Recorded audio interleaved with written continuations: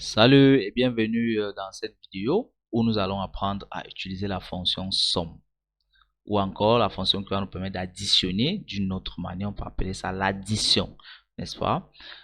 Sans utiliser le signe d'addition qui est le plus, mais plutôt en utilisant des fonctions, une possibilité qu'Excel nous offre. Alors avant de continuer, je vous invite, n'est-ce pas, à vous abonner à notre chaîne si vous n'êtes pas encore abonné.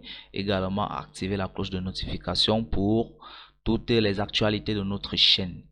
Également, n'oubliez pas de cliquer sur le petit pouce j'aime. Très bien.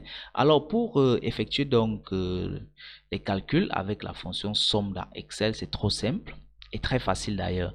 Nous avons environ 4 possibilités, n'est-ce pas, qui vont nous permettre de calculer et de nous retrouver ou encore d'avoir le même résultat. Alors la première possibilité, c'est quoi? C'est une possibilité automatique qu'Excel nous offre, n'est-ce pas? Excel nous permet de faire un calcul automatique dans Excel bien sûr. Donc, étant donc au niveau de l'onglet accueil, n'est-ce pas, vous allez partir. Rassurez-vous déjà que vous êtes positionné à la cellule vide à la suite de votre base ou encore de votre fichier, n'est-ce pas? Il ne faudrait pas y avoir des cellules vides. Donc, vous devez avoir une base de données bien remplie, n'est-ce pas? Pour pouvoir utiliser cette fonction-là. Alors, nous sommes dans l'onglet accueil, nous partons dans le groupe édition. Dans le groupe d'édition, vous allez voir le symbole segment qui est là, n'est-ce pas? Que le symbole somme, le M renversé. On va cliquer et nous allons prendre somme. Une fois que nous cliquons sur somme, qu'est-ce qui se passe? Vous voyez que là, on n'a pas mis le signe égal. On n'a pas mis le signe égal, mais vu que c'est une fonction automatique lui-même, il met le signe égal et il recense toute la base de données qui comporte les données numériques uniquement. Vous pouvez toujours prendre CA, mais il ne l'a pas fait parce que CA c'est de l'alphabétique. Alors, il a pris cette plage de données C4 à C15, la C4 là à C15 et on valide tout simplement et nous renvoie le résultat. Donc ça, c'était la première possibilité. Alors la deuxième possibilité, c'est de passer à l'addition manuelle. Pour cela, on va mettre égal, n'est-ce pas, la cellule où on veut mettre des données.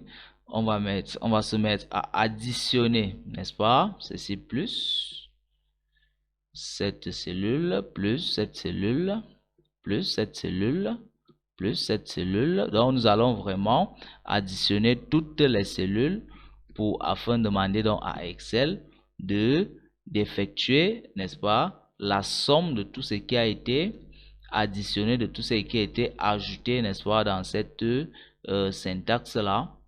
Donc, vous voyez donc que c'est de C4 à C15, comme ici, toujours c'était de C4 à C15. J'appuie sur l'entrée.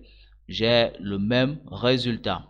Alors, l'autre possibilité, c'est laquelle? C'est la possibilité où je vais passer ici par le symbole, par l'appel, n'est-ce pas? Par l'appel de la fonction. Moi, je vais appeler la fonction en saisissant tout simplement le nom de la fonction au niveau de ma plage, au niveau de ma cellule. Alors, je vais faire égal et je saisis simplement somme. Et là, vous voyez, je fais donc l'appel de cette fonction. Et là, je peux double-cliquer sur somme. Une fois double-cliqué, qu'est-ce qu'il attend? La syntaxe attend maintenant l'argument. N'est-ce pas? Il attend maintenant les arguments nombre 1, nombre 2, nombre 3. Qu'est-ce que je fais? Je vais donc sélectionner ma plage de cellules qui est toujours de C4 à C15. Je sélectionne ma plage de cellules de C4 à C15 comme ceci.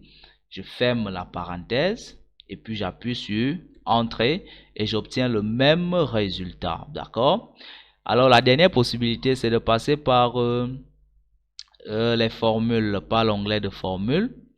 Dans l'onglet de formule, vous pouvez décider, n'est-ce pas, d'insérer une fonction. Quand vous avez inséré une fonction, vous venez là, vous définissez tout et puis vous saisissez la fonction que vous voulez.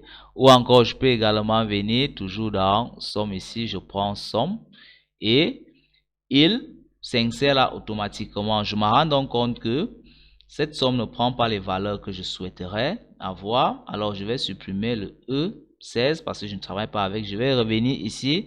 Je vais resélectionner ma plage de données tout simplement comme ceci, n'est-ce pas, cette plage de données là. Je vais la sélectionner et je vais valider. Et là, j'obtiens le même résultat. Vous voyez donc que sur les 4 possibilités, nous obtenons le même résultat.